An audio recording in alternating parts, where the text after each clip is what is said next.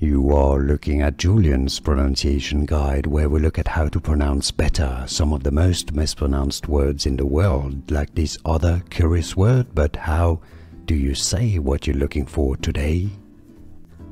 So how do you pronounce this fraction, let's say, or this abbreviation using numbers? So this means 2 out of 3.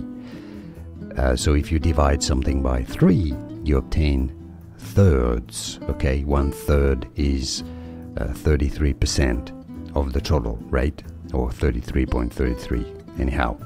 So that's to be said 2/3, because you're using 2 of the 3/3 of the total. Okay, so 2/3 is how you say it. So you're following a recipe, for example, 2/3 of a pound of flour or sugar or butter. Okay, 2/3 is how you read this out, how you pronounce this abbreviation. And now you know. More videos for you here to learn more correct pronunciations. See you there. Thanks for watching. Here are more videos on how to pronounce more confusing words and names too many mispronounced. Like this video if you found it useful. I appreciate your support. I'll see you soon, and thanks for watching.